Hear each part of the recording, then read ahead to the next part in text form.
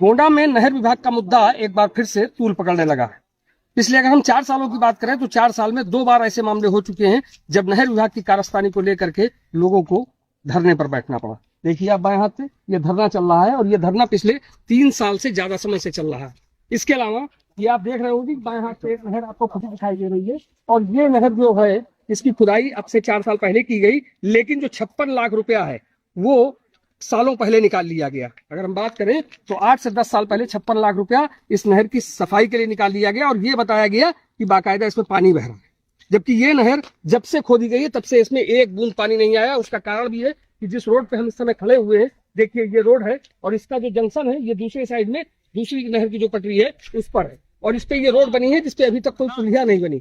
बावजूद इसके ये जो नहर है ये सिंचाई विभाग में बाकायदा चल रही है, इसमें पानी बह रहा है और इसी को लेकर के देखिए यहाँ पे लोग जो हैं ये धरने बैठे हुए, क्योंकि इन लोगों का ये कहना है कि उन लोगों को मुआवजा नहीं मिला और मुआवजा न मिलने को लेकर के लगातार जो ये लोग हैं ये पिछले 4 साल से यहाँ पर धरने पर बैठे हुए हैं। इनका ये कहना है। अभी हाल में एक आदेश और भी आया है और आदेश ये आया कि जो नहर आपको दिखाई दे रही है इसके दाहिने और बाएं दोनों साइड में 32-32 फुट की जो पटरी बनाए जाने की बात कही जा रही है, जबकि लोगों की फसलें लगी हुई हैं। लोगों ने इसका विरोध किया है कि हमारी जो फसलें लगी हुई हैं उसमें बाकायदा उन लोगों ने व्यवस्था की है और अब नहर विभाग के लोग एक बार फिर से इनकी जो खड़ी फसलें हैं उनको जेसीबी से उखाड़ने के बाद वहाँ फिर से जाकर के पटरी बनाने का काम करने वाले हैं। देखिए कुछ लोग भी हमारे साथ हैं, ये बताएं भाई साहब क्या मामला है पूरा? एक शब्द और बोल देंगे। हमारा दो बाग है, आप बताइए क्या मामला है? हमारा सर जी बाग नंबर 232 धानी गांव में है, जिसमें बाग पुरानी 40 साल पुरानी लगी हुई है।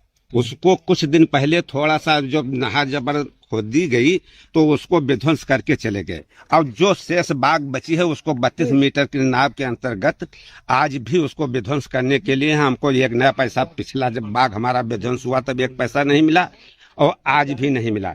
यही गति धनखर मौजा में भी हमारा एक बाग है, उसमें भी यही इन लोगों ने किया है और एक नया पैसा बाग के पेड़ का आज तक हमको नहीं मिला और ना जमीन का कुछ मिला। और जबकि बाग का अधिग्रहण नहीं होना चाहिए, ये लोग फर्जी बिना अधिग्रहण किए हैं या नहीं किए हैं और जबरन ऐसा किए हैं। देखिए गोंडा में नहर विभाग के एक नहीं बल्कि कई किस्से ऐसे हैं और जिस तरह से फर्जी तरीके से बैनामा लिया गया, जमीन अधिग्रहित की गई, इसके तमाम मामले देखिए यही ये सालपुर धौताल गांव है जहां पर धरना चल रहा था और इसके पहले वहां परसा गोडरी में भी धरना चल रहा था। ये जो 2 जगह हैं यहाँ पर कई सालों से लोग धरना दे रहे हैं। पूर्व प्रधान सतीश यादव जी, धानी गांव जी।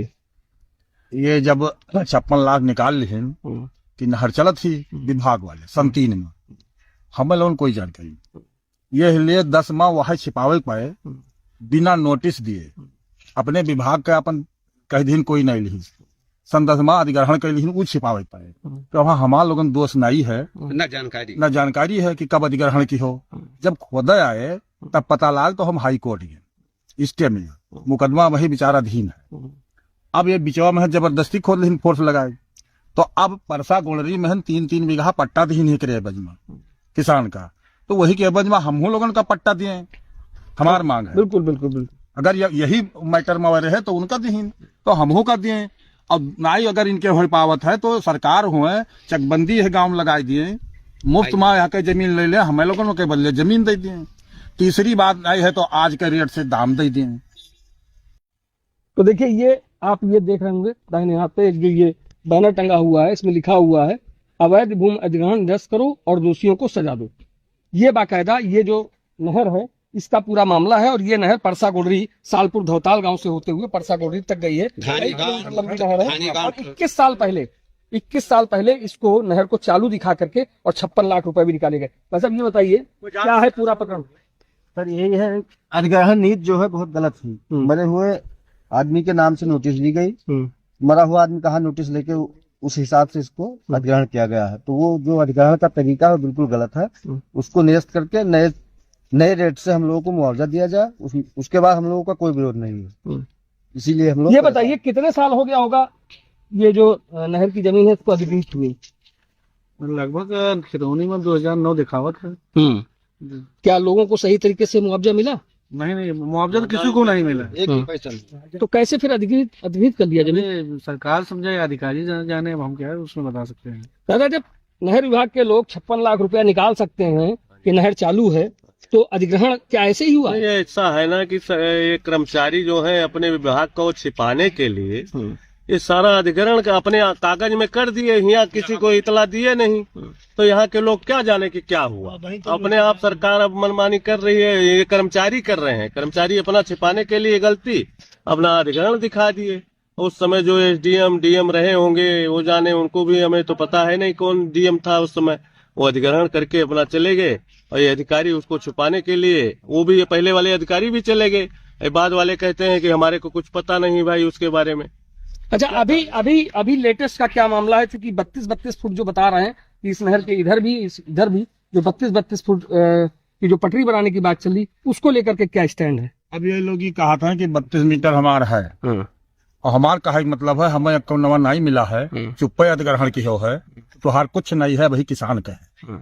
या खेतौनी एक देखा जाए, हमार यही खेतौनी में निवासी धनखर, अशोकपुर, कलावती, अब इनका आदेश है या देखा जाए कलावती पत्नी निवासी ठकुरापुर खारिज किया जाता है। तो हमार कहा मतलब है जब हमारे खतौनी नाई खारिज की हो है तो खतौनी हमार सही है। अब ठकुरापुर में कलावती रहबे नहीं की, तो नोटिस हुआ भेजो, तो कहाँ मिली उनका? ऐसे ही या किसान मृतक के नोटिस दिखाया हो, ठकुरापुर में राम ने एक मृतक, अब वो कहा तो वो लेबे नहीं की, तो मेज पर बैठ के अधिग्रहण कैले है, यहाँ कुछ देखे नहीं आए। देखिए ये तो कारण खाली जालसाजी वाला है। सालपुर धौताल गांव है, और सालपुर धौताल गांव में नहर विभाग का जो मामला है ये कई सालों से चल रहा है। अभी कुछ देर पहले यहाँ पर नहर विभाग के जो अधिकारी थे वो भी यहाँ पर आए हुए थे, और कुछ लोग आए हुए जरूर थे यहाँ पर, लेकिन इसके बाद जब जैसे ही यहाँ लोगों की ग्रामीणों की भीड़ बढ़ी और उनका विरोध शुरू हुआ, नारेबाजी होने लगी, तो वो लोग भी यहाँ से जा चुके हैं। फिलहाल देखना ये होगा कि आखिरकार प्रशासन इस मामले में अगला स्टेप क्या लेता है। जो लोग यहाँ पे धरने बैठे हैं, कई सालों से बैठे हैं, उनको लेकर के आखिर सरकार का स्टेप क्या होता है, और किस तरह इनको जो मुआवजा है, जो भूमि अधिग्रहण की बात कही जा रही है, उस पर आखिरकार कौन सा फैसला सामने आता है। राजेश तिवारी, भारत समाचार, गोंडा।